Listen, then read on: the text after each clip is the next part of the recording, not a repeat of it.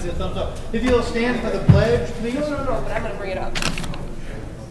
I pledge allegiance to the flag of the United States of America and to the republic for which it stands, one nation, under God, indivisible, with liberty and justice for all.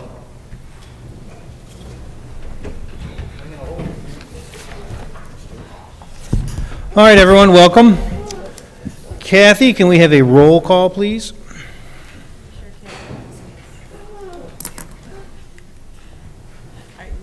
Saban? Here. Petrakos? Bergbauer? Here. DeLogley? Here. Vandermeer? Here. Eskin? Here. Bartleson? Here. And Peretta? Here. Quorum is present. All right. I see Steve's out here tonight. You gonna lead us in a prayer, Steve?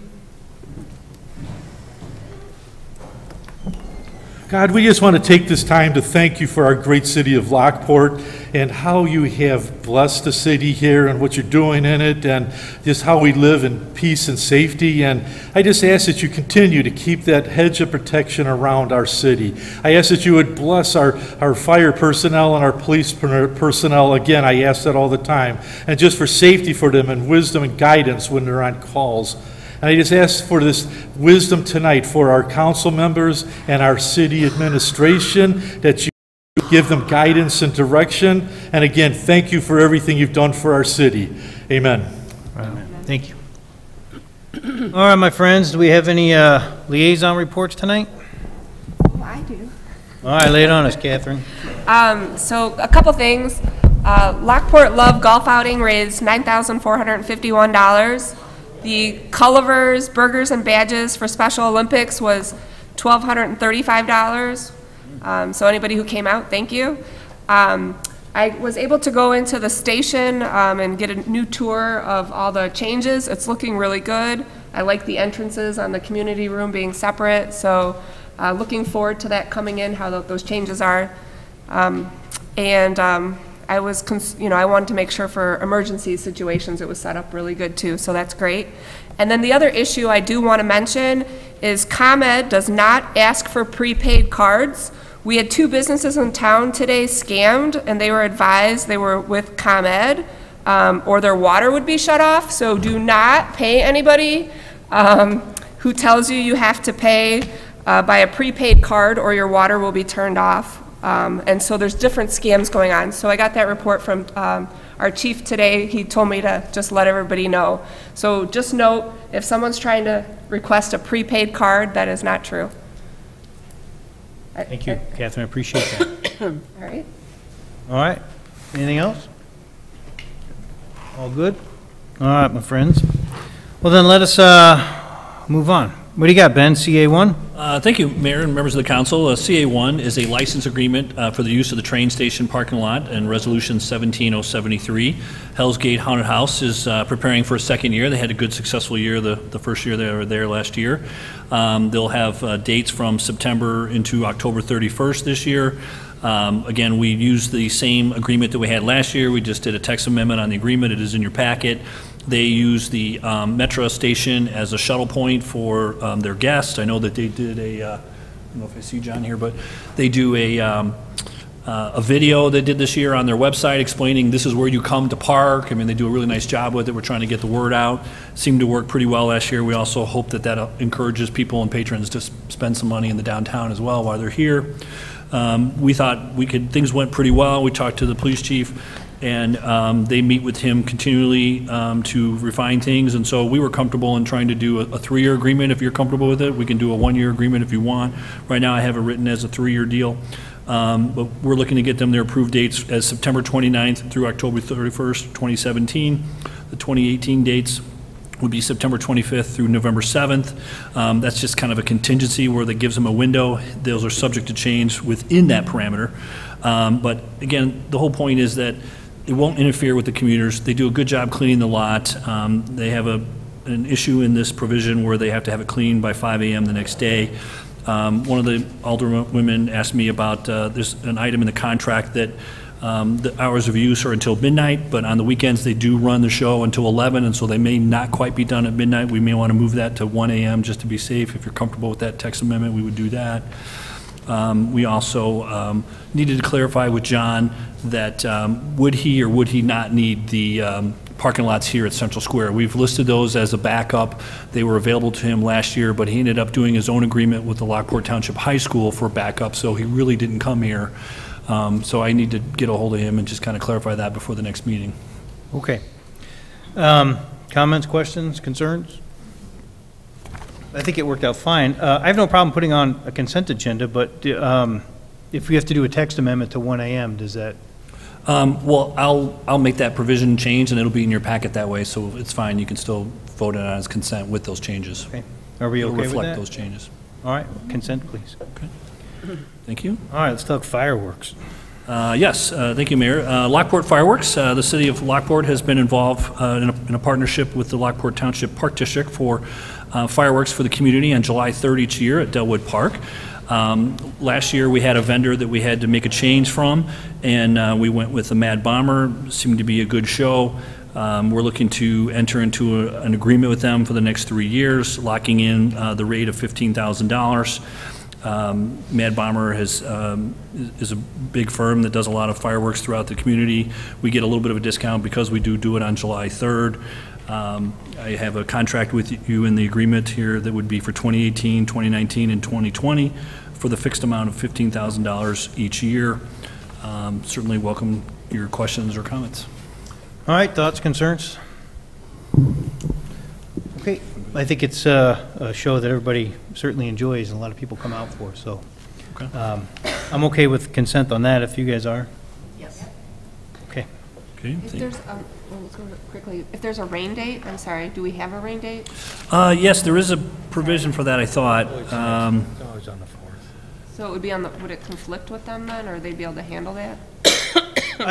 I believe it's always been okay, like they can handle it. It's just, they always do it on the 3rd because it's just the staffing costs for the park district. To do it on the 4th has always been problematic. No, but I'm saying if it rains on the 3rd, do we have a rain date with a 3-year contract? Just wanting to make sure.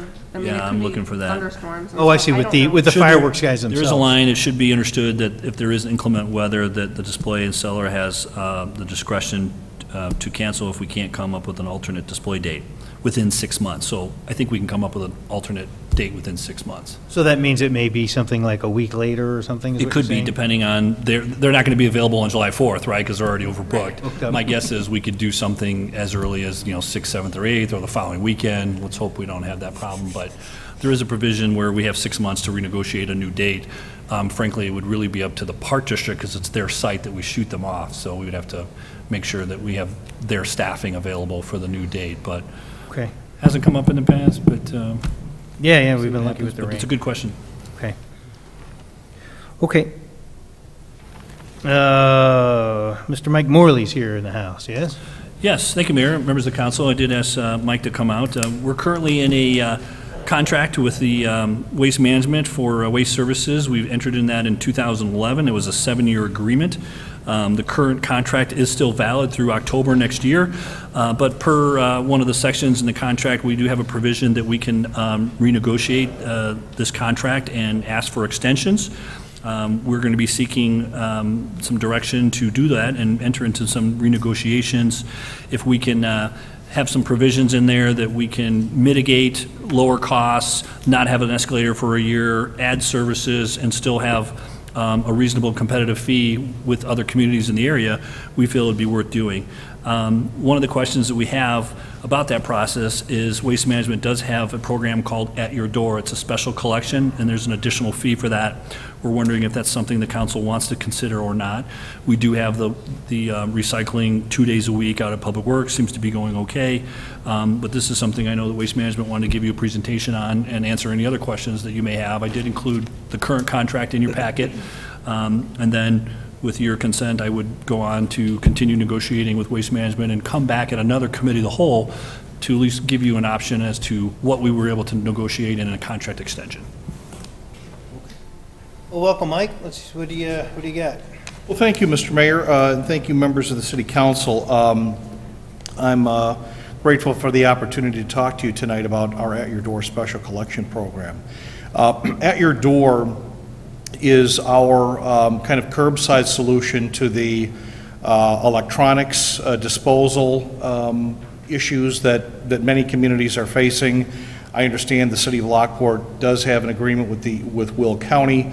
I do have a drop-off facility, and that's great. Our program is a little different. It's a little more convenient, and it's more comprehensive. And I just wanted to take some time this evening, if I can, to run through that. This program was started in California in 1995, and it focused solely on those items that are typically hard to dispose of or hard to recycle. So electronics is kind of like televisions, computers, printers, monitors. That's kind of that's been banned now in this state since 2012.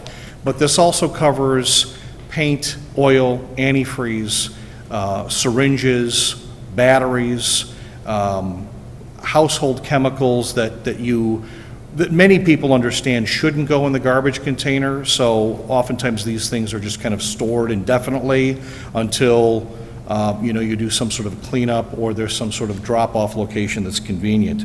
The program, my best analogy for this program is if you've ever used an organization like Purple Heart Veterans or the Salvation Army to pick up your home goods, it kind of works the same way.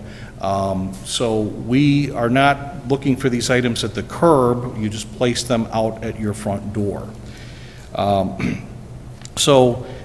This program is really made to be easy for the residents, to provide a level of convenience that's not typical for recycling these items.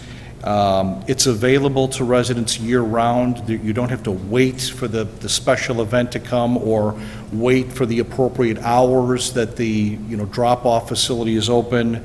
The resident calls, they activate the program, and that's what starts it. This program is also senior-friendly because, again, we're not even asking people to put the items at the front door, just at the front door and not at the curb. The items that I have next here are kind of typical as to what we take. This isn't inclusive of everything, but it covers all the electronics the electronics products. We do take properly prepared syringes. Those wouldn't be put loose in the bag. They should be free of any medication because this doesn't take drugs. But we will take medical sharps. That's becoming a growing issue as injectable medications continue to grow.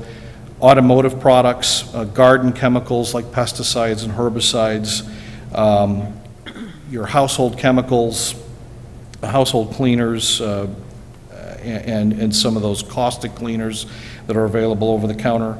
Paint.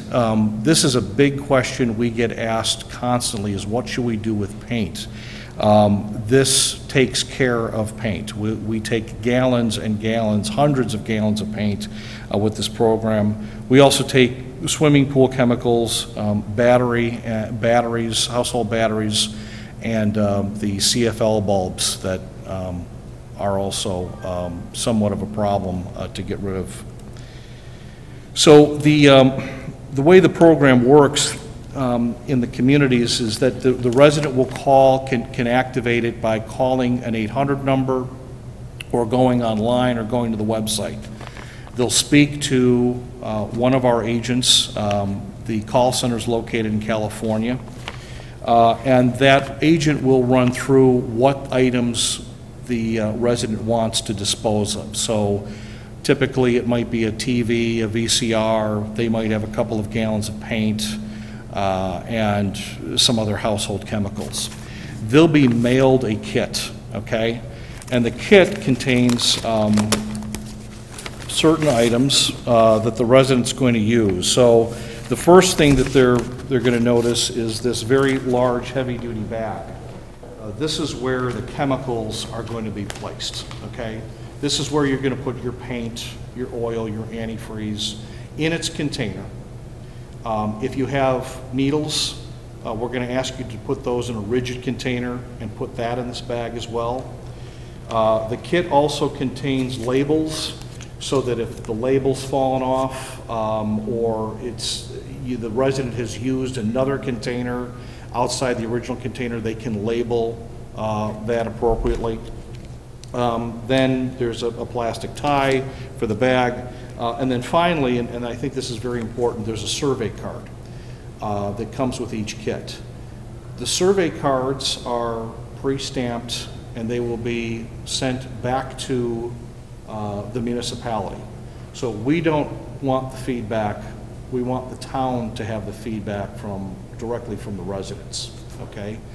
And from the time the first call is made to when they receive the kit, there's usually about a 2 to 3 week gap, because it takes about a week for the kit to be mailed out. But the kit will also have a list of those items that are acceptable and not acceptable, and it'll have the pickup date. So the resident will get that date over the phone, and then they'll also get the reminder when they receive the kit. And then they just bundle those items up, have it ready on the collection day at the front door or by their garage door, and then it gets picked up. If the resident fills out the survey card, that goes back to the municipality. And the way the program works is there's no limit on how many times you can call. You can call once a month, you can call once every other month if that's the way you want to proceed, but the resident is the one who determines when their material is going to be removed, okay, and when it's convenient for them. Okay. This next slide is I've already kind of run through how to activate the program, what's inside the kit. In terms of the customer service surveys, on the survey cards that are returned, nearly all of them rate the service as excellent or very good. There's very, very few problems or issues with the program. Oftentimes, the issue just seems to be a mix-up with the date as to when they were going to come, but we have established routes, and depending on the participation, we could be in town a couple of times a month. So the other piece of good news with this program is that generally about 85% of the materials that we pick up are recycled. So we've got vendors set up with each of the different streams for the electronics, for the oil, the paint, the antifreeze. These items, once they're picked up, they're recorded, they're going in different directions in terms of which is the appropriate vendor to manage that waste stream. And there's a very, very high percentage of recycling recovery with this program. I think the other feature of this program that's worth noting is the reporting. Detailed records are going to be kept of the items that are collected and who called and when. This municipality will generally get two reports a month. One will be a high-level report that'll just detail everything we picked up that particular month. The other one will be a detailed report that'll list by address who called and what we picked up at each address. And I have passed out an example of that that you can take a look at. This example is for the village of Plainfield. This was just run for November, but for that particular month, you can see how we've broken down each of the items. For that particular month, a total of 17,000 pounds were picked up. 16,494 pounds were sent for recycling, and so nearly 94% of the materials that were picked up that particular month were recycled. And there was 111 stops that particular month. The last page of that packet that I've got also shows just a sample of the survey cards. This is These cards are just very typical of what the municipalities are getting back in terms of responses from the residents. So the city is actually getting feedback in terms of the reports and the survey cards. And in Plainfield's case, we started in Plainfield in May of 2016. The village did a very brief survey on their website. Those results came back that at that point the county programs were really coming to an end before they had kind of reestablished what they have today. Plainfield, we just did a press release on the 1-year anniversary of Plainfield's participation in the program, and over 230,000 pounds of material were collected. Some newer communities that have signed on are Chicago Ridge, Hickory Hills, and Lamont. And I've got the figures there in front of you in terms of what's been collected so far. But very good participation, very good results. Their survey cards coming back from the residents very similar to what we're seeing out of Plainfield, and again, it's very convenient. This next slide just kind of outlines who is currently in the program. I've listed just kind of the approximate number of households that are involved in the program. We have some legacy accounts at the bottom there that were involved with At Your Door very early on, just really on the household hazardous waste side of it. But we are getting more traction with this program. And just, in summary for the program, it's easy for residents to kind of activate the program. Most residents call, and we prefer that they call because we do want to talk to them. Again, there's no waiting for an event. You don't have to arrive at the right place at the right time. You activate it when you're ready for it. It's very, very senior friendly. Many of the TVs that we're picking up are very large, very heavy. This does take projector TVs. We are taking TVs in excess of 200 pounds. And so if you don't have to drag that across town or drag that a couple of towns over to a drop-off event, that's very convenient. The terms for At Your Door are pretty flexible. Typically we're looking at just a minimum of a year, but we've been going, longer in some cases. The materials are being sent to recycled, and you get direct feedback on how people, are doing. So, one final. Does anybody have any questions about At Your Door or anything? Nope, not yet. Okay.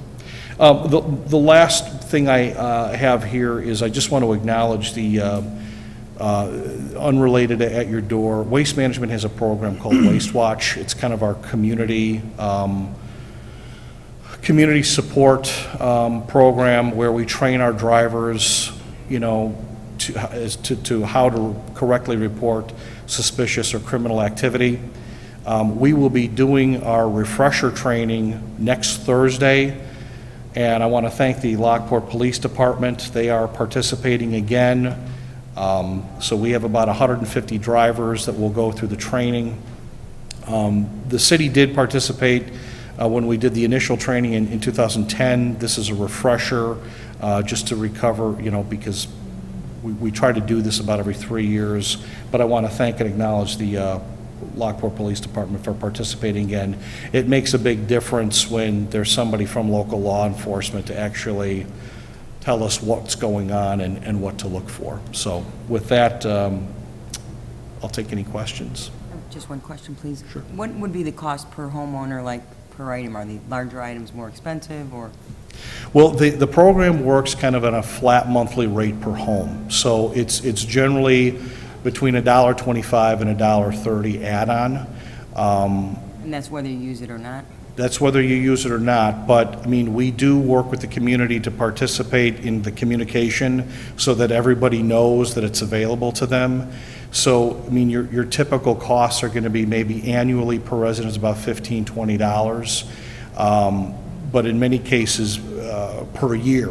But you know, now Lockport's unique in that you do have this kind of local resource that you can use right now, but again, you have to get it there yourself, and you have to be there at the right time.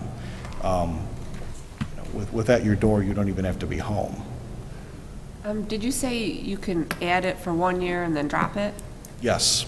The reason I was asking that is reading your reviews, it says, when was the last time you accumulated it, or how many years? 6 to 10, 11 to 25. Another one was, I think, that same time frame, 11 to 25. I'm guessing a lot of people accumulate it for a long time because they don't know what to do with it. So if we did it for 1 year and then we dropped it, does that upset you? Or because, I mean, I think that's irrelevant. Storing it for 25 years just by your own reviews. That's an excellent point. I mean, a lot of the things that we're picking up have an inch of dust on them, okay? I mean, it's been because nobody knows what to do with it. So it's been sitting there for a long time.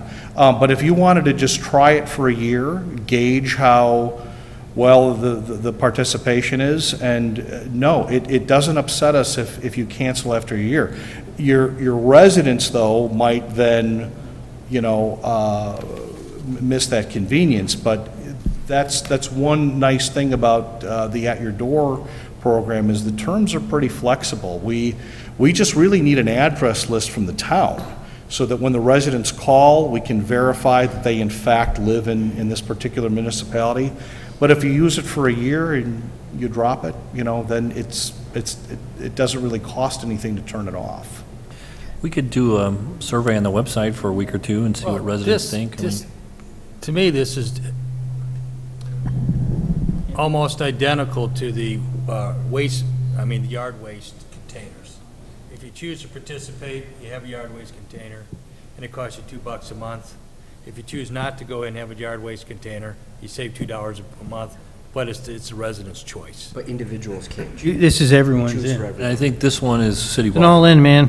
Yeah. We It's all in, sign all in. everybody It's up. I close. still think it's a good idea if we were to do it.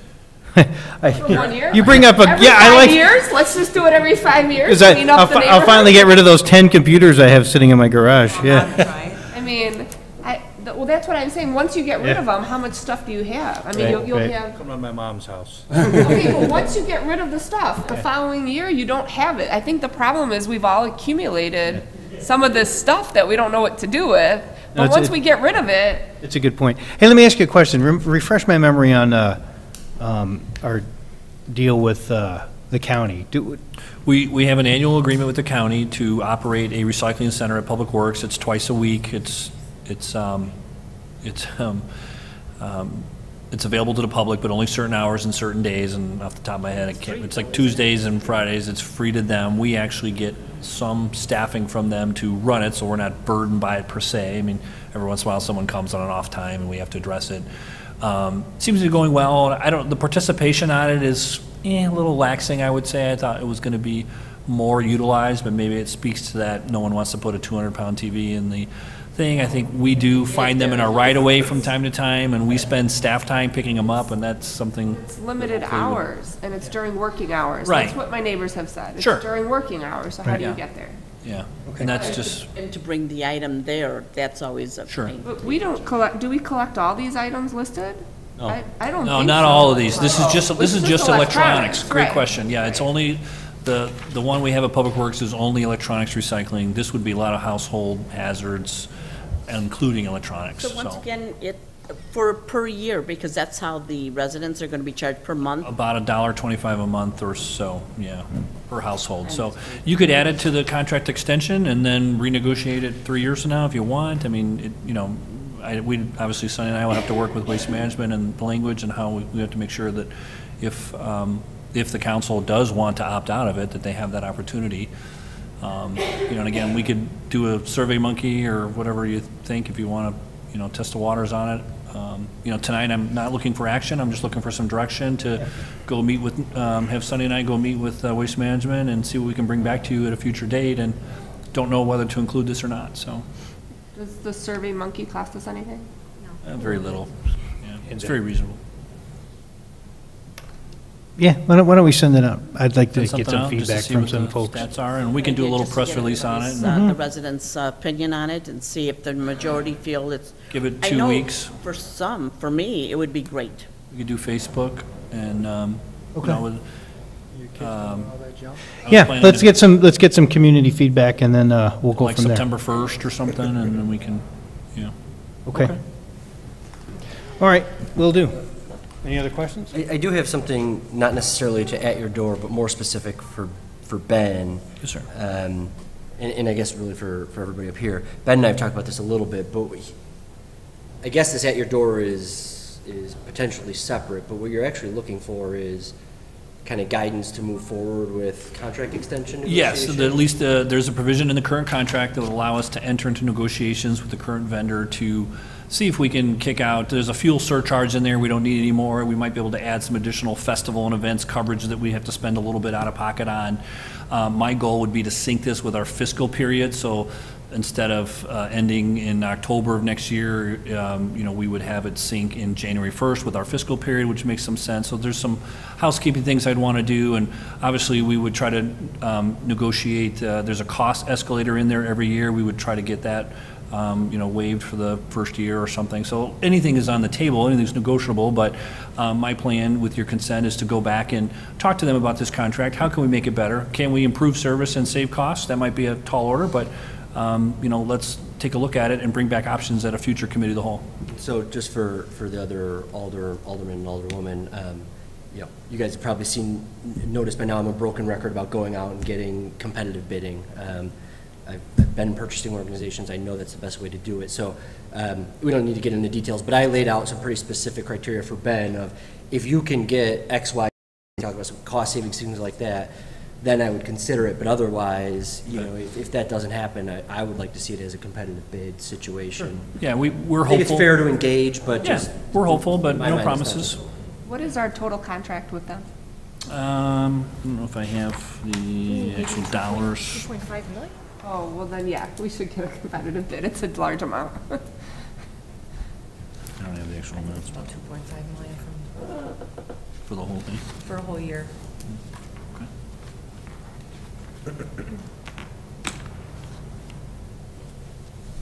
Well, why don't you go and see what you can, work with out of Waste Management. If you don't feel like there's enough savings there, then. We have another year and a can couple go to months, so competitive we can bid. always go to competitive bid at some point if we need to, but. Okay, and then we will, and then, obviously, there's other factors I'm sure you'll bring back to us, because I know some people can meet on price, but it's not always good service.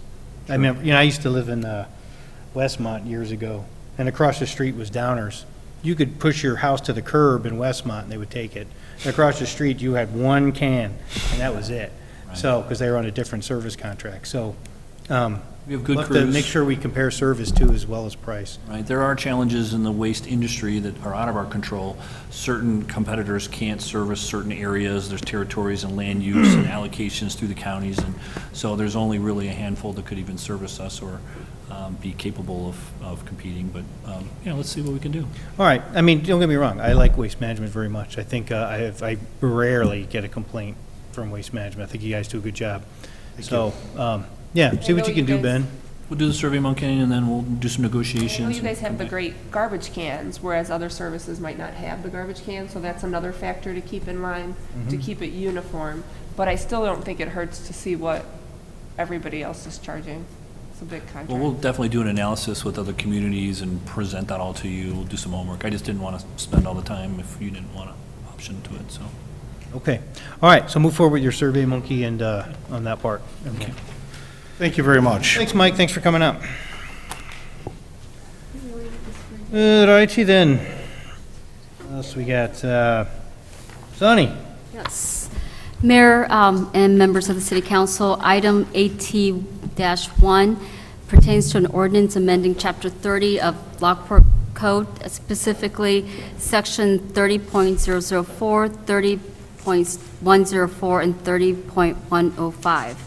The first part of the amendment is to kind of eliminate the regimented, prescribed way that agendas are supposed to happen during the Committee of the Whole and also the City Council meetings. So this doesn't allow a lot of flexibility. So if there's items that could be readily disposed of with little debate, they may have to wait until end of the meeting because the way that the agenda items are required and mandated. And there are items that may require more debate and a little bit longer discussion, and that may be at the beginning of the meeting, and then you have things that, it doesn't allow the flexibility.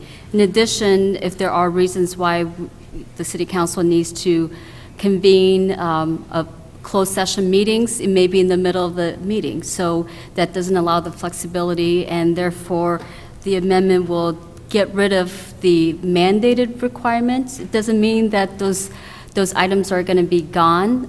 Those are the items that can be placed. There are items that will always be there, some items that historically has always been there, but it would get rid of some of the items that really aren't or rarely used. So that's the first part of the amendment. The second part is amending section 30.104 and 30.105, eliminating the reference of a city collector, which has been outdated. Back in December 21, 2016, the City Council changed that format and readdressed it to the finance director, but unfortunately these two sections weren't amended and changed at that time. So City staff is recommending that the attached ordinance be placed on the September 6th City Council meeting for approval, and if there's no further questions, that would conclude my report. Any questions there, crew? Sounds like you're just helping us clean things up, Sonny. Yes. All right. I have no problem with this on a consent. Everybody okay with that? Yep. All right. Thank you. All right. Brent Can. All right. Good evening, Mayor and Council. I do have a couple items to discuss this evening. I did want to make mention, I put an IPW man flyer on everybody's desk. This was interesting. This was one of the guys brought this to my attention. This was in the Municipal magazine in August of 2017. If you flip to the second page, there is actually some couple photos of some gentlemen from Lockport. This is when we went down in 2015 to Coal City during the tornado. So it was just an interesting little article.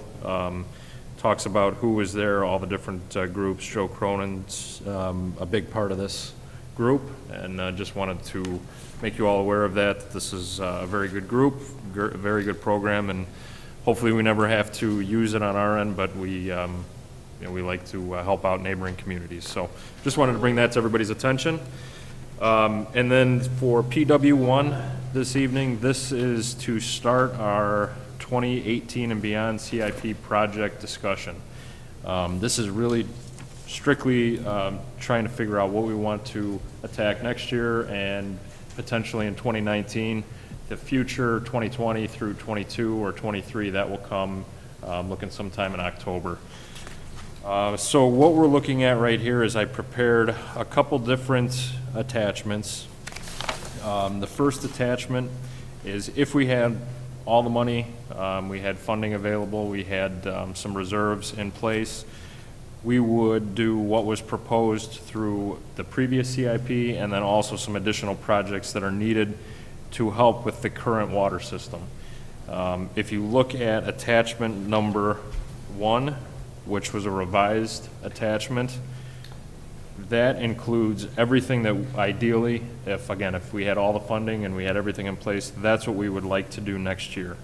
That total amount is about $18 million worth of work. Some of that is grant, about 3.4 million is grant funding, and then we've got some other funding, which is some cost sharing with, one is with Will County, and then the other one is with Homer Township. So that would be, again, that would be ideal. If we had everything at our fingertips and we could do that, that's what we would propose. The second attachment is the actual. That attachment shows that we have cut out a few projects and we're actually in the $15 million range.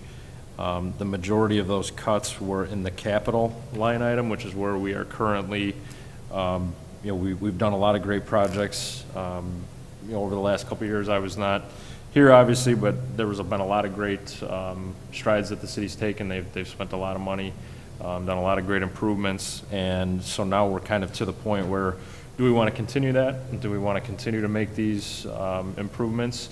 Do we want to look at some other, revenue sources with, or options with EPA loans and those types of things, or do we want to take what we have and just build around that annually?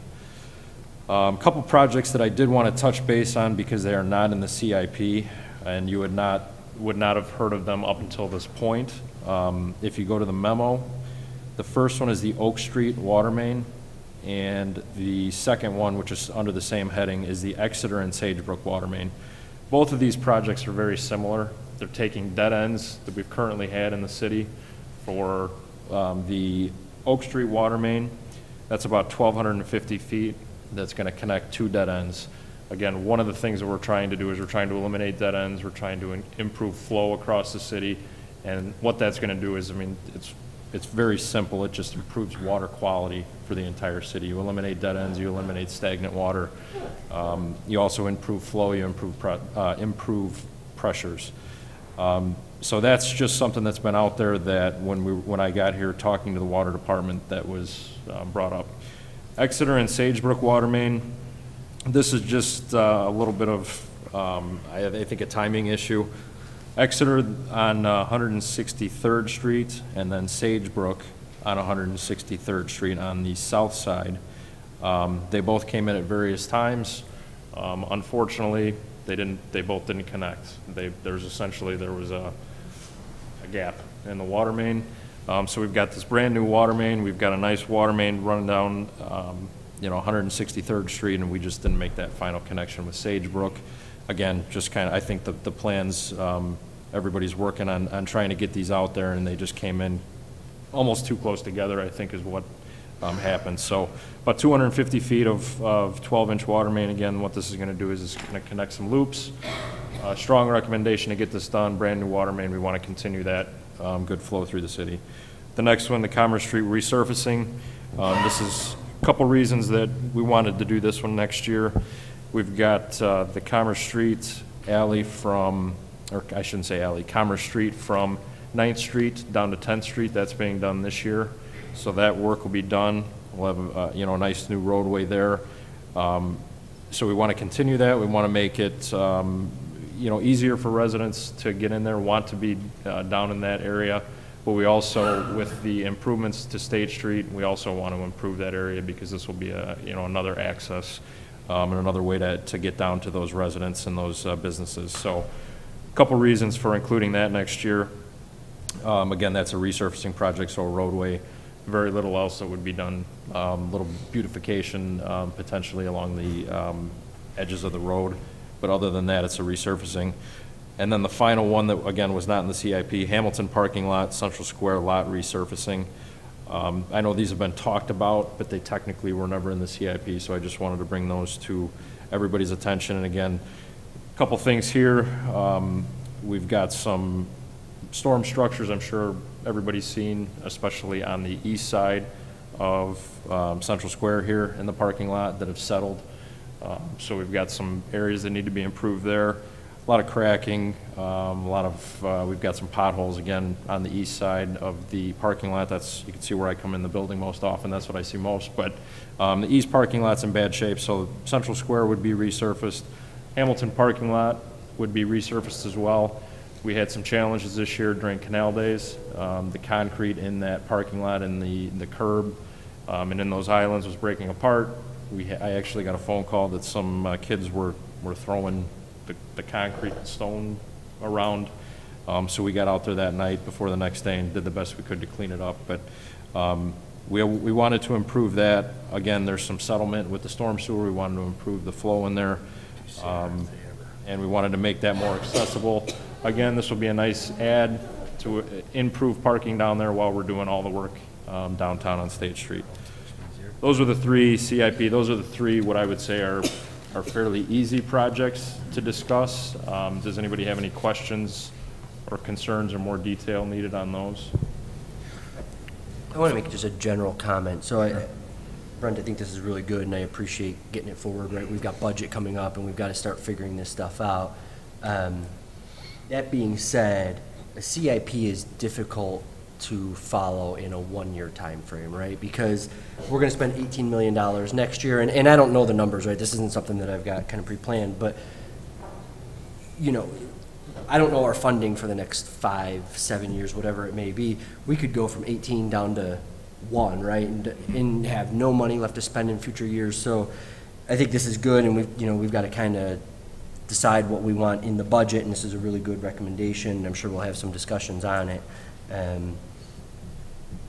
But I think what we need to keep in mind is that we might not have $18 million, and we won't have $18 million to spend every year. And there are, obviously, I'm sure we can all think of priorities of streets and water mains and different things that need to get done that aren't on this list, that we are foregoing funding probably or possibly in the future for these projects. So just, I think when it comes to capital, we've got to keep kind of a medium or longer term mentality to it as a council. Even though Brent did a really good job of getting us 1 year, just think for the future on these things as well, as we talk about them, but just, as we're planning. If I can just make keep that in a mind. quick comment too, for those that weren't here during the time when we formed the other CIP, we've always promoted that as a flexible document, that if, we've spent the excess reserves and that things would slow down, and we've reached that point. We've accomplished a lot in the last 3 or 4 years, and we've reached a point where current revenues can only sustain a certain amount of projects.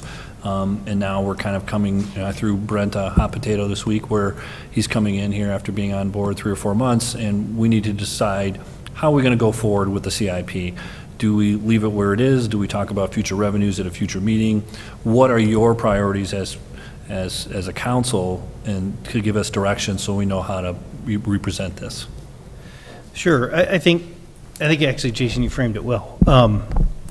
It's really going to be now in conjunction with our budget talks that we have coming up. We did spend down reserves when we got here. There was a lot of money sitting, and our philosophy, those who've been here for a while know the philosophy. It's like, look, we're not leprechauns. We didn't collect the money to sit on it. People send that money in so we could fix stuff. So we were very aggressive in these last number of years. We always, just recapping kind of what Ben said. So it's really now about looking at how do we move forward? What's the sustainable amount of funding that we have every year? Can we move forward indefinitely with $3 million worth of projects? Because there's always going to be capital improvement projects, right? As soon as we get done, we start all over again anyway. So, because there's always, it deteriorates. So, even on a multi-year CIP, we should still know that there's always going to be another year beyond right. that. So we know that. So I have been interested in this new budget discussions that are coming up to start looking at what's our sustainable, funding is in the future. We know we're not doing $18 million a year anymore, right? So what is that going to look like? In the past too, I think we've always been, it's been my desire to make sure we don't get too involved micromanaging projects, because I think in the past that can always, you see that. You say, well, this street's my street, or that's that guy's street who I know, and we're not engineers. It was always like, what is the worst case problems in your professional opinions, and let's attack those first. And so I think we can continue with that philosophy. I think that's a good one, is leaving it to staff to help guide us on what's the most problematic things that need to be dealt with. So that's kind of just the general overview, and it's really just echoing what Ben and I think Jason had to say. So I agree with that. So a lot of this will depend on what our budget discussion is. Can I ask a question about Jason's comment, though, about where he believes that there's other projects that deserve it over, certain projects listed here for the, I thought we moved the high priorities to the top of the, if it's an emergency. I didn't mean to say that. Okay. Everybody has their own opinion, right? Okay. Darren and I literally talked about a project earlier today where, you could prioritize things, but the fact is we could all create a list. It would add up to some dollar amount that we can't spend, right? So I'm not saying that these are necessarily better or worse than others. Just keep that in mind. Well, I'm saying I listen to what, our public works people say that is the emergency, and like we're taking care of Princess Street or whatever tonight or whatever. So that's what I assume is where the emergencies or what the priorities are being taken care of. That's what I'm saying. I mean, Okay.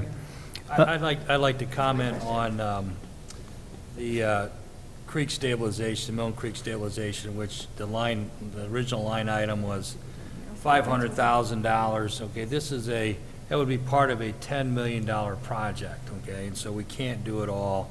It'd take number of years to go ahead and do this. My concern is at the on Adams Street, right at the bridge, just what is it, north and west of the creek. And what's happened here is there's a this piece of property that has been eroded tremendously since when I was a kid. And if you go ahead and you look at where you can see the cursor here, on the lower corner of that rectangle there, that corner right there, once upon a time that corner was on level ground, and now this stake, this corner, is now down in the stream bank, okay? And so what's happened here is this resident is losing property, all right? So now what we have is property doesn't exist, and now they're paying taxes on this property that doesn't exist, okay?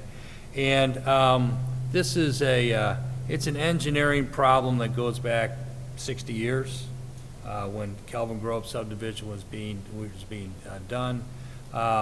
What should have been done is storm sewers should have been somehow gone underneath the creek to go ahead and eventually get into the I&M Canal. They weren't. And so what's happened here is where the cursor is, as it goes down 11th Street, there's I don't know how big the storm drain is. What is it? Is that 24-inch storm drain? It's probably 24 to 30. I mean, it's a very good size. Yeah. So what happens is when we get water up the 11th Street hill up towards Madison Street, and everything drains down into this area. And it never really happened until about 10 or 12 years ago when that was designed by a previous engineering company. And it was just a boneheaded design. And what happened here is this water comes rushing down, and it's up in the air, and it comes flying out, goes across the creek, and it swirls, and it's just eating away at this resident's property. And so this creek, which was probably, I don't know, maximum depth was probably about 4 or 5 feet when I was a kid. Now it's probably 15 to 20 feet down. It used to be maybe no 4 foot wide, and it's probably now it's a good 15 to 20, maybe 30 feet wide at this area here. So I have no idea how much it would cost to go ahead and do 25 yards, 50 yards, 75 yards down this creek. I have no idea what we should do, but I think that the most obvious, the simple thing is put some concrete slabs in there, backfill this thing, and direct the water down the creek. I think Brent has a slide that shows us the city's property. Do you have that slide? Well, I passed that out, but if I well, you can overlay. Okay, so if I click on here, yeah, now you can see where the city's properties here is in the yellow. Okay, so it comes through there, and worst case scenario that would be a floodplain, but the water would have to be 15 feet high to get up there to flood this property. So I would like to go ahead and so my priority is one of my top priorities is to do something for this resident who lives at 909 Adams Street, okay? And I spent a lot of time there in my youth. And so... Well, Darren, let me try to phrase it this way. Yeah. We spent money to do a study to figure out this problem. We know these residents have been dealing with this for a long time. And so we said, look, let's figure out what exactly needs to happen, right? So it came back and they said, if you want to do this from top to bottom, it's about a $10 million adventure. Is that the way I understand it? That is correct. Okay, so it's just like everything else we have. It's like if we wanted to repave the entire city and do everything, it'd probably be $50 million, right? So we can't, do that immediately. So it really comes down to, Brent, us in the same way. We can't do it all at once. What's the worst places? I think Darren points out probably what is the worst place in that thing, and do we start this there? And can we do something to stop the immediate problems, just like every other crisis problem we have? What can we put funding into on that creek stabilization to start chipping away? And what we also, so it would say, where'd the money come from? Somewhere out of that capital column, I don't know where. And we also have to take into consideration that due to this budget that was passed last month, we lose 10% in our income tax. And there's a 2% surcharge now with sales tax. So they're taking money away from us, okay? So we're even to have less money available than, or potential less money available than what we currently have, unless we have a new revenue source, which is for a topic for another day. So I would just ask the rest of the council to be open to taking some money out of, and I don't even know which of the capital lines it would be. I have no idea, okay? But these residents, this resident, she's lived there since 1967. She's lost a good deal of her property. I'd be willing to meet with every single one of you individually, go down there at some time just to show you the property. Yeah, we see streets, resurfacing the streets. Those are very, very obvious. It's great and it's wonderful. But some of these that will be resurfacing the streets are only, 10 years old versus somebody that's been having a problem for 50 years. Well, yeah, there's a lot of unglamorous projects. Like when we redo sewers. If I could put Brent on the spot, maybe if you don't mind, just, we did a high-level study with HLR, but we really don't, I mean, as Darren eloquently said, you could probably line it with cement, but I don't know if the Corps of Engineers would ever allow that. We don't have any other, like, Phase 2 engineering studies to find out what recommendations would there be to make improvements there, and what would the Corps do, and how long would it take to get approval, and what would the cost estimates be? And, maybe we begin this process with some pre-engineering on a few selected priority projects based on some HLR thing. We have to have an engineering project, okay? We've done, they've done work on this creek, I don't know, what was it? 15 years or so ago, about 15 years ago. We don't have any estimates for recommendations for fixes, though. Well, I'm pretty sure. I don't. They recommended it, and they did a poor fix. The 10 million. So, we can go ahead and talk about studies, all this. It still doesn't fix the problem.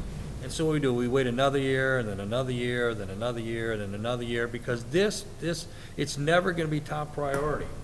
And because it's not very sexy.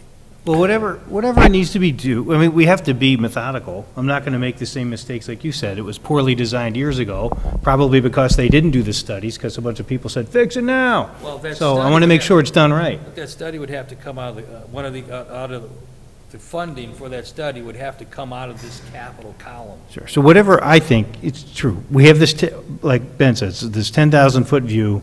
What, in our professional staff's opinion, is the most problematic pieces on there, and we can focus on that. Sure. If you can, if you flip to its attachment 4 under this memo,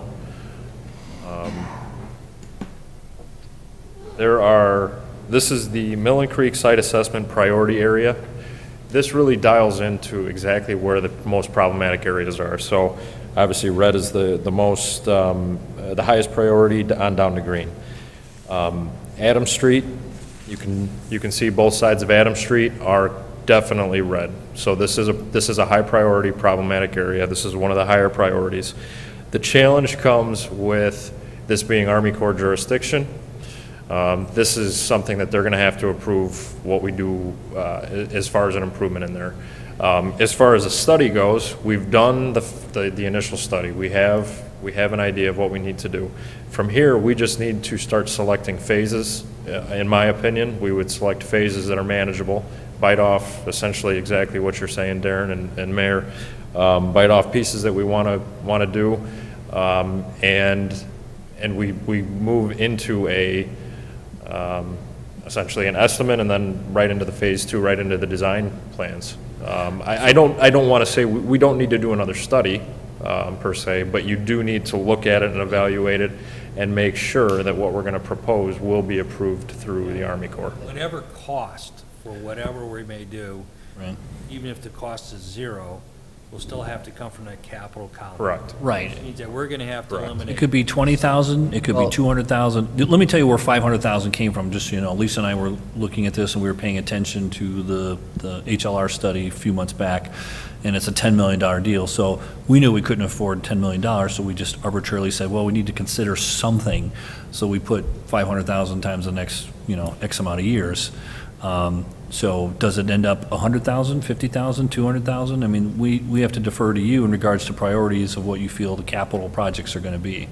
The problem, well, there's a lot of problems with this, right? And there's always challenges and prioritization involved. But, Brent, when you tell us to look at this map and notice that the red is the priority, I mean, this is just my eyeball estimate, but 60% of this thing is red, right? And so when we're talking about a $10 million project, the math doesn't work, but easily $5 to $7 million is the high priority, just as an estimate.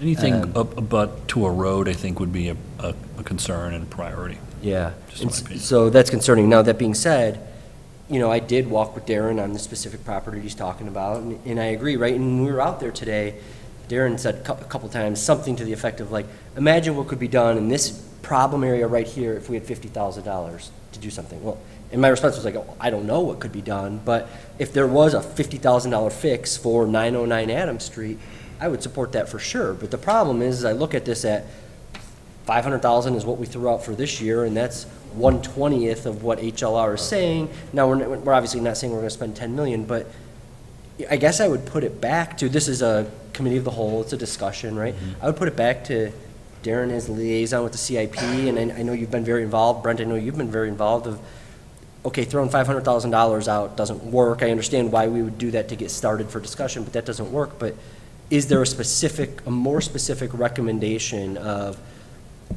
$15,000 for a phase 2 study of this small area with a 2019 expected construction of $100,000 that does start to actually address problems instead of throwing out, and I don't blame Ben and Lisa, that's what they had to do to get started, but instead of kind of throwing out these, we've got a problem that we can't fix kind of issues.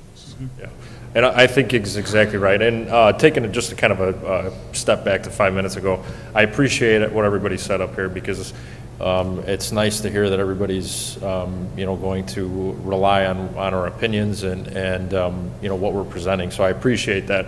One of the things that I know I've been talking to Ben and Lisa a little bit about is I wanted to get some of this feedback from you guys. I wanted to hear, I've been here 3-4 months, and this is the kind of discussion that I was hoping for, to hear from you what the importances are, what the priorities are, and also to hear again that backing. I mean, that's fantastic. I'm very appreciative of that. So I think it gives me some ability to go back now. I've heard what I needed to hear. I can go back. We can put this together. Again, I know I apologize for not having the full CIP. Jason, 100% right. I mean, we should have that to make these big level discussions. I wanted to, this is a big document for the city. I mean, we're probably going to be talking 60, 70, $80 million over the next, 6-7 years. And I want to make sure that is an all-inclusive and a good document. So we're making the right decisions for the city moving forward. So I have taken a little bit of time, and again, I apologize, because to ask you to make decisions without having all that information, it is very difficult. So, but again, that being said, I think I've heard everything that I wanted to hear tonight. I can, circle back around. We can figure out specifically, what these options are. And Catherine, okay. Go ahead. Okay, so I have a question, and I just need clarification. Yeah. So I'm looking at the committee of the whole for July 19th, and I'm looking at Strand's bids, and it's showing me $4,475,800 for well 15, and we've got 1.4 million. So I'm just looking at the bids were what they projected when we came to that meeting. So I pulled it up because I knew those numbers didn't match right away. And it was basically PW-2 when you brought that up on 7/12. Yep. So I want clarification on that because that changes everything what you guys are saying. If these numbers don't match again, it throws off other projects because that can change other water projects. Yep. Comment on the well. The well comes from a different, it doesn't come from I the see it, capital. it comes from water sewer funds, but that still affects how some of these numbers are to the other side with the other comments. But I just want to make sure when we're looking at all these projects that we know the total dollar amounts. Because that's very different than the total bottom number there. It's hard to get them all to match up, I would agree. These numbers are very difficult to find, but I'm just remembering from what I, heard the other month, last month, and then this month, it's not even matching. And obviously bids are coming in at different times. If you go out to bid, it could be a different number. And I think, Catherine, to exactly what you said, going back to a minute ago, I'm asking you guys to make decisions with partial information. That 1.4 that's shown in here, that is for actually digging the well. Right. So that is digging the well, and the whole total package is at 4.5. So in 2019, we would be spending that next, $3 million, 3+. And so again, it kind of looks I'm giving misleading then. I'm giving you guys pieces of information here, so I can appreciate the questions. For me, like I said, I just wanted to. I asked Ben and Lisa just to kind of bring this to council. I wanted to have kind of an open discussion on some of the CIP. I think it would help me to put together the document that the city really needs. And like I said, I think I've heard that tonight. But Catherine, you're exactly right. This 1.4 that's in here is completely different than the 4.5. The 4.5 is the total picture. That's what you're going to spend over multiple years to get our well from the day that it starts over 2 years, 2.5 years, to where we're actually pumping water into the system. But so maybe that's where even Jason was asking, you kind of have to look at it over a larger period because you're not seeing the whole picture then. I mean, we're missing, more than half the cost of that project then because it's going to be year by year then. Right. Yeah, you can't do it all in 1 year. It's No, just I not time. understand that, but maybe we need to look at 3-year projections out or. When you put the CIP together, it's going to be in the same format as we had before because one of your, when it was done before, it was this is what we're going to do in say 2017, and this is the cost in 2018, and this is the cost in 2019. And what we're seeing here is not seeing 19 or 20. Correct. Yeah. So basically the similar format to what we had before. Then we can see the whole. Yeah, and you guys will see the entire document, the entire. Again, I think a couple of meetings ago, I definitely said that's why I brought that whole well to you guys. I didn't want you to buy off on. Okay, yep, looks like a real good deal. We're just $1.5 million, and then I come to you the next year and say, well, since we did that, we've got to spend another $3 million and force you into it. So yeah, I absolutely, for every project, you guys will see that entire picture, how much will be spent each year for the total dollar amount for that project. But this evening, the big question that I wanted to understand was like on Millen Creek, and just so everybody can understand, this is we spent a lot of money on this plan. Again, to everybody's point, needed to be done. A great plan. It was a great evaluation. It shows us where the problem areas are, how we can fix it. What I needed to understand is this is a $10 million project. That's our good portion of our next treatment plant expansion. Just to put it into into perspective for everybody, where does this fit? Is this something we want to proceed with for next year? Is it not? And I think I've gotten that information. I'll come back with some recommendations. Okay. So, thank you. Any other thoughts, questions? I just had a question about, okay, so what happens in an emergency when we have a problem that has to be fixed? Where does those funds come from? If we're putting away for certain projects, for future projects, what happens when we have an emergency that has to be taken care of right away? Where's those funds coming from? So we still have excess reserves. What we've been trying to spend down on our CIP over the last few years are the excess reserves. We have required reserves on top of that. Those are the amounts that we need to keep in operating. If we have an emergency and we need to spend down some of that, it's there. We just have to have a plan of how we're going to build it back up. Okay? But that is out there, and it's part of our fund balance policy, both from a capital perspective and a water and sewer perspective. Okay, Okay, so it's required reserves and excess reserves. Okay, great. Depends on the amount too, where certain department line items may have some small contingencies built in. If there's a $10,000 emergency, we take it out of that budgeted line item. If it's a $150,000 thing, then it's a different story. So, you know, and we've, like I said, we've kind of put a lot out here. I think the challenge will be if Brent goes back with HLR and comes back and says we can do this corner and that corner and it's $250,000, the challenge will be what project in the current budget would you like to delay, or would you like to consider additional revenues to keep pace with the needed infrastructure and handle some creek stabilization? I mean, that's, and we can work with staff to present those to you at a future date if you so desire. Okay. All right. And one thing also here is 2020 is going to be, we'll be able to take a big eye of relief in December 2019 because we'll be paying off a bond, which is $1.5 million a year, okay? So there is future revenue. There isn't revenue now, but there's going to be $1.5 million, and that's a non-home rule sales tax that's going to be freed up for capital projects, okay? But that's, you know, that's 3 years away. All right. Sounds good. Thanks for the initial report on everything, Brent.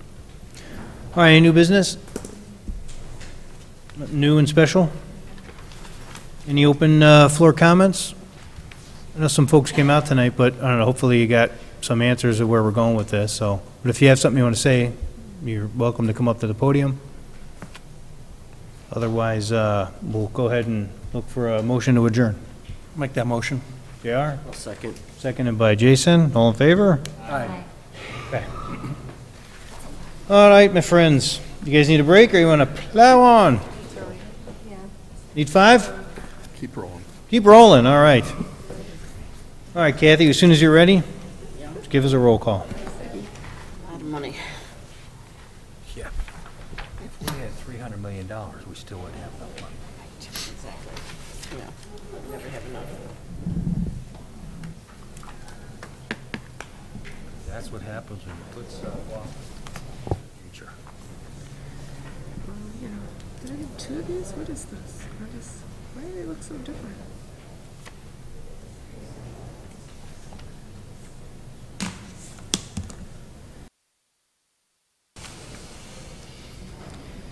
Why do these look so different? Okay, roll call. Saban? Here. Petrakos is absent. Christina Bergbauer? Here. Globally? Here. Vandermeer? Here. Deskin? Here. Bartleson? Here. And Coretta? Here. We have quorum. All right, looking to have a motion tonight for a consent agenda. So moved. Darren? Second. Seconded by Jason. All in favor? Aye. All right, consent tonight is the August 3rd regular city council meeting minutes, the August 3rd committee of the whole meeting minutes, our payroll period ending July 30th, our various bills. There was PZC case 2017-005, which was the final development plan for the mini-mart expansion. And then there was ordinance 17020, which was the Lockport Code of Ordinances as it pertains to a number of the licenses for liquor. So I'm looking for a motion to approve tonight. So moved. Joanne? Seconded by Renee. Can I have a roll call, please, Kathy? Saban? Yes. Petrakos is absent. Bergbauer? Yes. Globally? I vote yes on all items on the consent agenda except those that involve my employer, and on that item, and in this case, item 4, the paying of various bills, I abstain. Vandermeer? Yes. Deskin? Yes. Bartleson? Yes. And Coretta? Yes. Motion passed. All righty. Let's see, City Administrator, you have a verbal report at CA1? Thank you, Mayor and members of the council. I have a report on the Caton Farm Road Bridge middle alignment. We had discussed this at the previous committee of the whole, and we weren't exactly sure when the other agencies were meeting, so I had asked for at least a verbal update, but I did include the full packet, or the full information in your packet if you wanted to make a motion on this tonight. we were going to defer it to September 6th, but I wanted to give you the update that on August 14th this week, the Homer Township did approve their portion for 33% partnership with the Study A. Homer Glen did discuss it at their Finance Committee and got the approval to move that on to City Council for a final decision on August 23rd or 24th, I believe. And so I'm still seeking a motion to approve and move forward. I guess the question is, are we fine with changing it, giving me the authority to make that decision once I get the news so that we can keep things on a timely manner? Otherwise, I got to bring it all back again on September 6th. The Public Works Committee at the county is ready to hear it that week as well, and the board at the county would have it on September 21st if I can get them documents before the end of August. So here's what I think. If the motion should be, if we can approve our third, which was already done by Homer Township, if we approve our third tonight, then it's good to go. We can, if, Homer Glen does something different other than approve, although it looks like they will, then we can always come back and talk about this, but I'd like to get our third approved tonight if possible to move forward. So I'll make the motion to approve our third of Part A of the process of the Part A engineering. Okay. 33% of $97,000, yeah. 97,000. Okay, so that's the motion on the table. I'll second the motion. Seconded by Jason. Can we go ahead and do a roll call on that, Kathy? For discussion. Or unless you guys, I'm sorry. What other discussion, please? So we're not doing the second study at this time? Well, let's wait and see how the first one goes. First one comes back? Yeah. The way I see it, so. I'm also not 100% convinced that we would have to pay 100% of that second study. We're going to lobby Will County real hard. There are at least some members who I think would be open to discussing a sharing of costs. So, all right. So roll call on Darren's motion. Saban? Yes. Petrakos is absent. Birdbauer? Yes. Delogley? Yes. Vandermeer? Yes. Deskin? Yes. Carlson? Yes. And Coretta? Yes. Motion passed. Thank you. All right. I see Bond is on the agenda. Is this you telling us Daniel Craig is doing the next Bond film? Is that what this is about? No. This is for the bond, for the $2 million bond that we'd like to sell on September 6th. Oh, I see. Yes, we have to hold a public hearing tonight, so. All right, I'm going to read it? Yeah, just real quick if I could. We were reaffirmed by Standard & Poor's today for a AA+ bond rating, so. Bravo, finance people. Yes, thank you. Go ahead. Okay. Public hearing bond sale. The City Council of the City of Lockport, Illinois is holding a public hearing on the 16th day of August, 2017 at 7 p.m. Actually, 8:20. The purpose of the hearing is to receive public comments on the proposal to sell bonds at one time or from time to time as funds are to be applied in the amount of up to $2,020,000 for the purpose of financing the construction, reconstruction, resurfacing, and/or repair of various streets within the municipality for replacement, expansion, removal, or enhancement of certain infrastructure and facilities. All right, so there's the public hearing. It's open. Do you want to take it from there, Lisa? That's all. Just Okay. if there's any comments from the public. Anybody have anything to say? All right. Well, then I'll go ahead and, Was there a motion to open the public hearing? I'll make the motion to have a public hearing. oh, I'm sorry. All right. Second. All in favor? Aye. All right. Does anybody say anything? Mike, you got words? Good? All right, ma'am. All right, so then I guess if no one's got anything to say, we'll do a motion to close our public hearing. I'll make that motion. Aaron? Second? Seconded by Joanne. All in favor? Aye. Okay. All right, very good. Mr. Can. Sorry about that. Several items this evening on the agenda for council's consideration. First, PW1, this was discussed at the August 2nd Committee of the Whole meeting. This is North Street and McGregor change order. The final dollar amount came in at $29,809. This was for the storm sewer size that was found to be different out in the field after the construction had started. This is an 80-20 grant project, so we would be responsible, the city's portion, $5,961.80. So I'd be asking for council's agreement this evening for that to move forward. Okay, looking for a motion to approve. I'll make that motion. JR, Second. second by, is it Catherine? Okay, thanks. And then any discussion? Have a roll call, please? Saban. Yes. Petracco is absent. Birdbauer. Yes.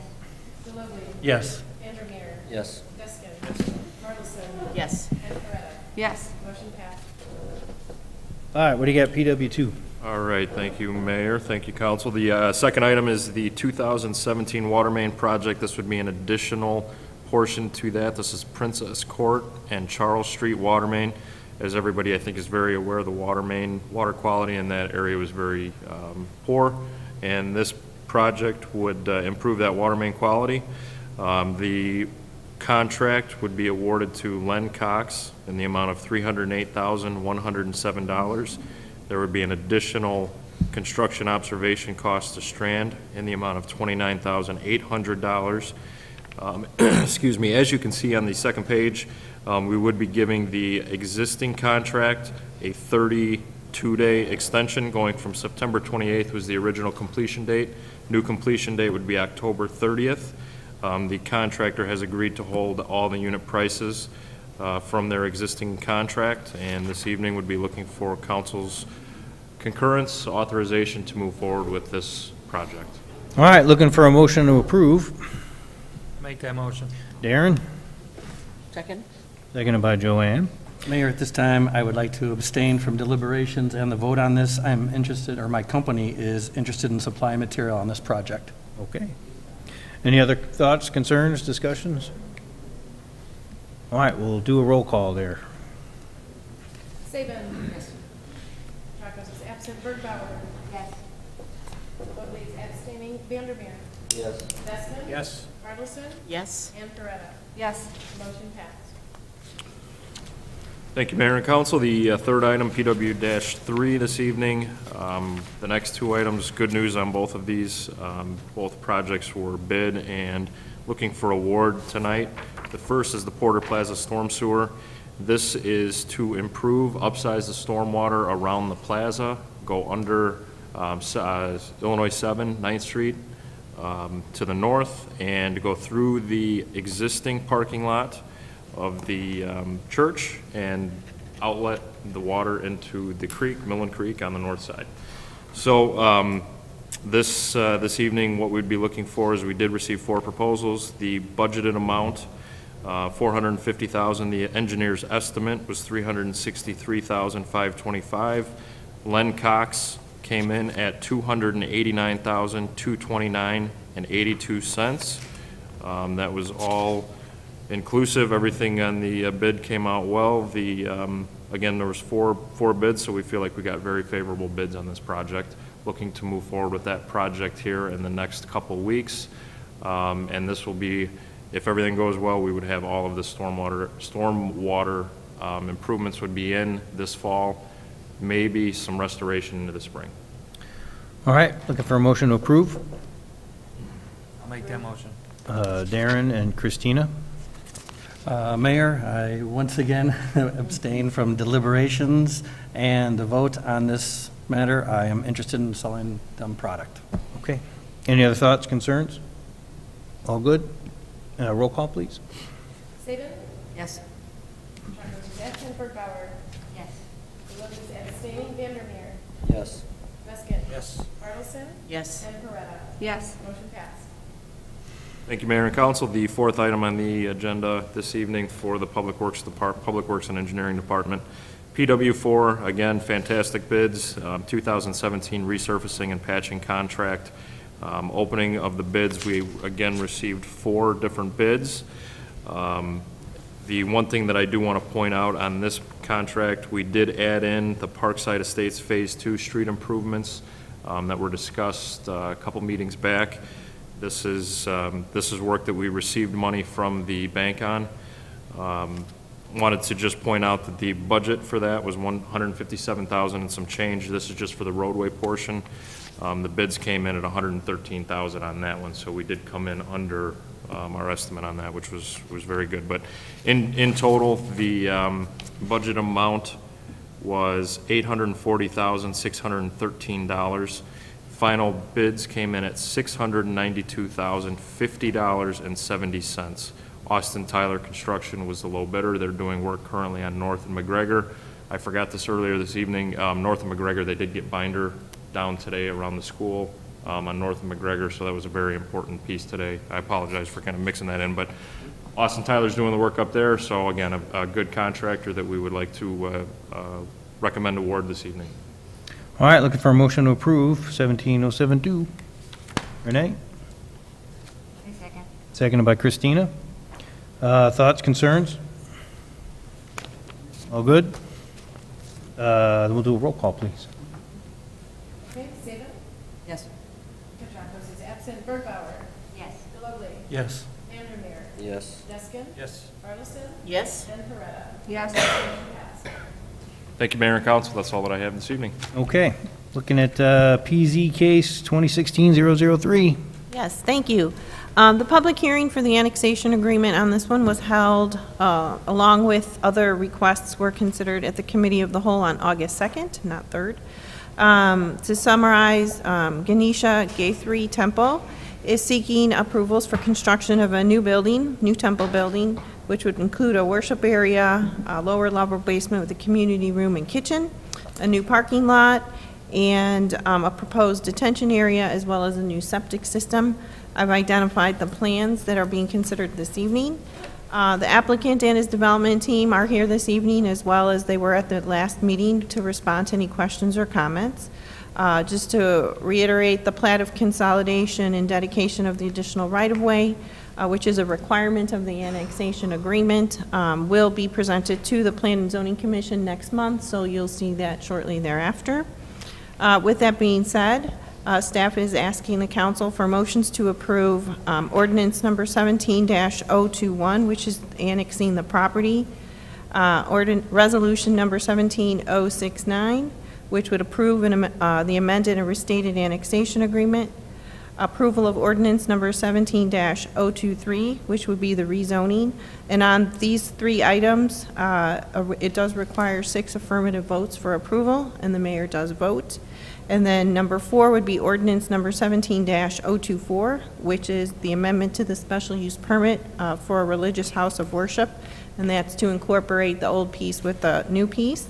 And then resolution number 17-070, which would be approval of the final development plan. All right, let's run down this. You guys ready? Mm-hmm. All right, looking for a motion to approve 021. Make that motion. Second. All right, any concerns? Okay, roll call, please. Saban. Yes. Petrakos is absent. Bergbauer. Yes. Delugly. Yes. Vandermeer. Yes. Deskin. Yes. Bartleson. Yes. And Coretta. Yes. Motion passed. All right, motion to approve 17069. Says the And mayor. with the mayor, sorry. Mayor You get to vote. Get to vote. Oh, yeah, thumbs up. All right, motion to approve 17069. Make that motion. Second. All right, Darren and JR, any thoughts? Okay, can we have a roll call? All right, Saban. Yes. Petrakos is absent. Bergbauer. Yes. Delugly. Yes. Mayor Steve. Sure. Vandermeer. Yes. Deskin. Yes. Bartleson. Yes. And Coretta. Yes. Motion passed. Okay, next one is looking for a motion to approve 17023. I'll make that motion. Second. All right, Darren and Joanne. These guys are too fast. Man, you guys are like, Joanne? yeah. Get in there. Ow. You guys are just not fast. Like a rally, yeah. Okay, if no thoughts, then we'll go ahead and do the roll call. I'll let you do the next. Yes. Petrakos is absent. Bergbauer. Yes. Delugly. Yes. Mayor vote on this one? Mayor. Absolutely. Okay, Vandermeer. Yes. Deskin. Yes. Bartleson. Yes. Coretta. Yes. Motion passed. Sorry, I don't get to vote often, so I have to be, say something unusual. Okay, looking for a motion to approve 17024. I make a motion. Second. Joanne and Renee. Kung Pao. All right. That was Renee. Shorter one. Okay, It's okay, I'm done anyway. we all good? Any thoughts? Okay, looking for a roll call? Saban. Yes. Petrakos is absent. Bergbauer. Yes. Delugly. Yes. Mayor doesn't vote. Vandermeer. Man. Yes. Deskin. Yes. Yes. Yes. Just rubbing it in. All right. And lastly, motion to approve 17070. I make that motion. Second. Okay, Renee and Christina. And if there's no thoughts, we'll go ahead and do a roll call. Okay, Saban. Yes. Mrs. Absent Birdbauer. Yes. Woodley. Yes. Vandermeer. Yes. Deskin. Yes. Bartleson. Yes. And Coretta. Yes. Motion passed. Holy moly. All right. Hey, new business. Panera's going to break ground on September 7th. Yay. So I forgot to tell you guys that earlier, so there you go. Anything else out there anybody want to talk about? Well. Oh, no. Stop. Quick motion to adjourn. I'll make that motion. Yes, that was unanimous. All right, so Renee and JR, all in favor? Oh, okay. Hey, why